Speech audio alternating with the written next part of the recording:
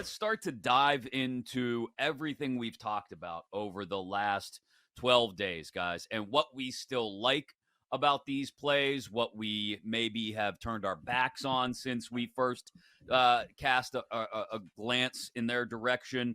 Some BetMGM insights coming in. The most bet player props include Purdy over 12.5 rushing yards, Pacheco over 67.5 rushing yards, and no surprise, Travis Kelce over 70.5 receiving yards.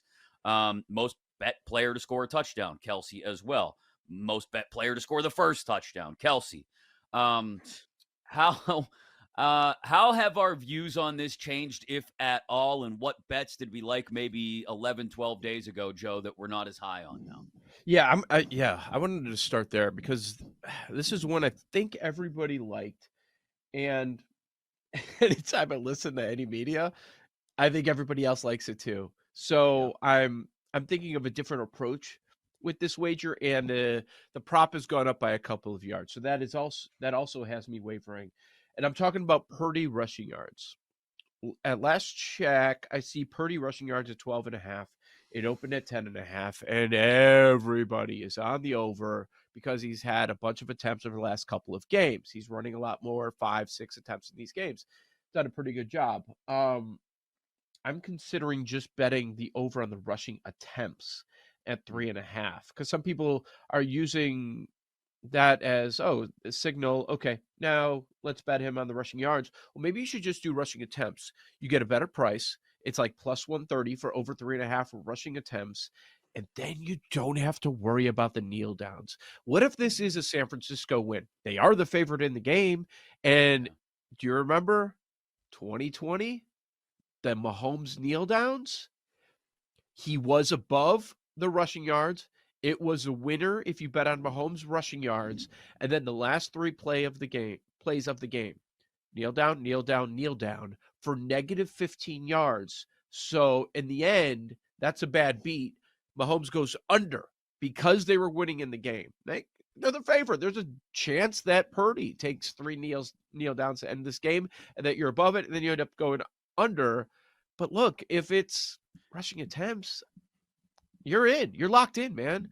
And sometimes they end up scrambling down there and taking a slide, and that really messes with you. So as far as that market, I'm thinking I'm just going to go with Purdy rushing attempts instead of rushing yards. I ended up doing over on Debo receptions and his rush yards.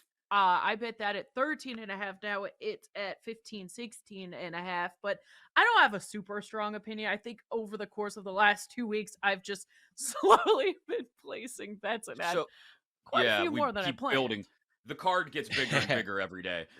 So 2 things. One, on Purdy, it's interesting if you look during those games, that 3-game losing streak in the middle of the season, when we all had our questions about Brock Purdy coming out of those games, he was running the ball more really than he did at any other point. He had 5 for 19 1 week, 6 for 57 in the loss to the Bengals. And then it cooled off again for the most part, especially down the stretch. They kind of tried to protect him from himself. You think maybe they were having thoughts of the NFC Championship game last year, thinking, man, we got to protect ourselves. Purdy's got to be healthy for the playoffs because, yeah, he might be a game manager, but we trust him to manage the game more than Sam Darnold or anybody else for that matter. But then they got to the playoffs, and they said, well, it's the playoffs. We're going to empty the chamber. 6 carries, only for 14 yards in the Lions game, or in the Packers game. In the Lions game, 5 for 48. I really do understand that philosophy that I've heard so many people talk about this week, in that, hey, it's the last game of the year. There's nothing to keep him healthy for. Both in his thinking when he's back there in the pocket, as well as Shanahan's thinking and getting him out there on the move. So over in attempts definitely makes sense to me. As far as Ayuk and Samuel go, and I think, we've had several people in the last 2 weeks say, hey, this is kind of a binary scenario here. It's Ayuk or Samuel. Unless you're one of the few people in the universe that thinks it's going to be a Niners route, or maybe conversely, Niners are scrambling to try and come back and throwing it all over the yard. It's one or the other. And so I understand, like Noops brought this up earlier, Daigle brought it up, L'Jarius Sneed against Brandon Ayuk. Okay, I get that. But look where Ayuk lines up. Ayuk lines up in the slot as much as he does on the perimeter. And I got to believe Shanahan is going to do everything he can to get Ayuk away from L'Jarius Sneed. He trusts Deebo Samuel to make plays regardless of where he's lined up in the formation. Ayuk, we're going to scheme him open if we can. We're going to work him inside and over the middle and maybe inside out at times. So I still like Deebo under receptions. I think it's 4.5, right? Deebo under receptions. And I like Ayuk. I still like the longest reception over 24.5. I think he's going to hit for one big one. I don't necessarily think he has like a 6-catch day and goes off for 85, 90, 100 yards. But Ayuk having one big play, whether it's a long reception or a play in the red zone that scores, I still like that because I think they're going to be creative. He's played well in the playoffs, and Shanahan's going to do what he can to move him around and get him open, Joe. Okay. So I'm on the other side of that. I agree with the people. It's funny, and it makes perfect sense, actually, that people are taking a stance. Look, that's a terrific Chiefs pass defense. Both are not going to go off and kill the prop. So it's probably going to be one guy goes over, one guy goes under, and we're seeing a lot of that, which I find really interesting. So if I'm going that route, I would go Deebo over, Ayuk unders. And you're right. Look, Shanahan's not going to be like, oh, let's just put him up against Snead the entire game and give him a goose egg and not mix things up. But yeah, like he's going to move guys around. That's what he's going to do. But yeah, I mean, 2 weeks ago, we were concerned about Deebo. Everybody was concerned about Deebo, and he balled out. He was the best receiver on the field for them that day. So yeah, I the way you feel about Ayuk is how I feel about Deebo and how he's going to scheme things up for him. So it's really interesting as far as that goes, because I agree with that premise, though. Like, both guys are not going to have huge days. It's probably going to be one or the other, along with McCaffrey. I sat here and I watched the entire Usher press conference, every word of it. And I'm looking for little nuggets. Is he saying anything? Is he suggesting that he's going to go pick from this area for the first song? What about the last song? Number of songs, as we've talked about, attire. I was getting so annoyed because this woman, I don't even know her name, from Apple Music, that conducted the interview before she went to the audience for the questions. God, this thing was like over an hour long. She was just like kissing his butt the entire time. You are such a genius. Blah, blah, blah, blah, blah. Going on and on about his 30 years. It was an hour of this, and I couldn't take it anymore. The one thing that did stand out to me from the Usher press conference was no, it's not laughable. It's just I'm laughing at myself because I'm an idiot for sitting here watching the Usher press conference. But was that he did talk about what song selection came up, and he went over that. And there are people sending me all sorts of, like, I've seen like clips of, okay, this is his set list out in Vegas, and okay, in this skit that was put together, he shortened all the songs, so maybe he's more likely to use these songs in this order, whatever. By the way, everybody's like way over 8.5.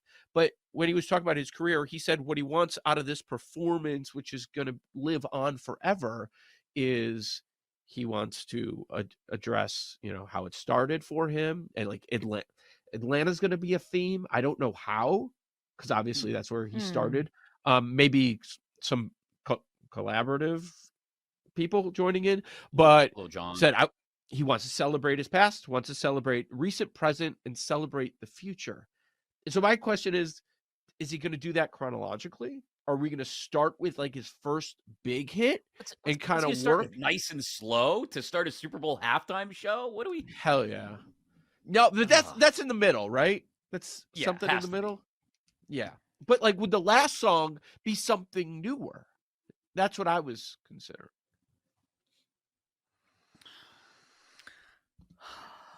Gosh, I don't know. I still think oh my God is a good one to open with, something different. I agree. To open, yeah. The music, like, it gets you pumped up, and yeah, it's like, boom, Usher's on stage. Stop whatever you're talking about. Let's watch the halftime show. Like, that's the feeling you get at the start. I think you said it the other day, Joe. There's like a crowd chanting vibe to it as well. Like, yes, yeah. So that gets yes.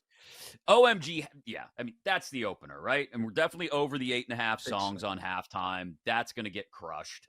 That's like minus 200 wherever you can find it, probably only in Canada.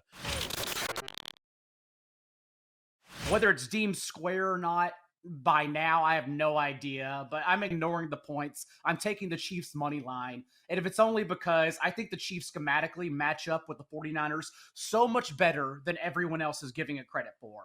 Even throughout the postseason, I've been on this show and we've talked about how much respect I have for the Chiefs defense. And whenever people are parsing it, I still believe not a lot of people are getting there correctly. And that you should only be looking at now what is 11 games that Chris Jones, Nick Bolton, and L'Jarius Sneed have all played together. And there have been tough matchups too, including throughout the playoffs. And in those 11 games, the Chiefs are first in yards per play allowed, first in touchdown drives allowed. Just 12% of opponent touchdowns have scored a touchdown, and then third in EPA per well as well. And I understand that anyone who's backing the Niners, I get it. I can get there if that's your case, is also explaining that it's the running game that's going to help them get there.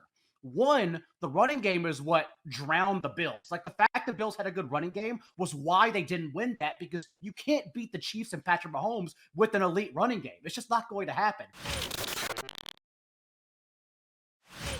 A tough game in general for these because these are two teams that have a very high concentrated amount of first touchdowns with a couple players, which said another way, pretty much all season it's been Travis Kelce or Christian McCaffrey for this team or Pacheco for the Chiefs. Again, that's kind of your three names, and that's where the market has settled atop. But what I like about this game is I think there's opportunities further down the board. Again, both of these teams, good defenses. They've had 2 weeks to prepare. The 49ers are not going to get beat by Travis Kelce. They know that's coming. At the same time, the Chiefs are not going to probably get beat by Christian McCaffrey. He's really good, but they're going to be stacking that box. They know that kind of stuff is coming. So I go a little further down the list, and one name that I do like at the top, George Kittle. He's plus 900 from our friends over here at BetMGM. I don't know why he's the same price as Deebo Samuel. I don't know why he's behind Rashee Rice. I have him much closer to Kelce in kind of that top 3-4. I think he should be closer to 7-1. So I really like Kittle. I'm going to play him plus 900 first, plus 175 to score. I might even sprinkle a little bit on two. It's just he is someone, he's on the field for 97% of snaps. That's more than any other 49er besides Brock Purdy, basically. It's just absolutely nuts the kind of playing time he's getting.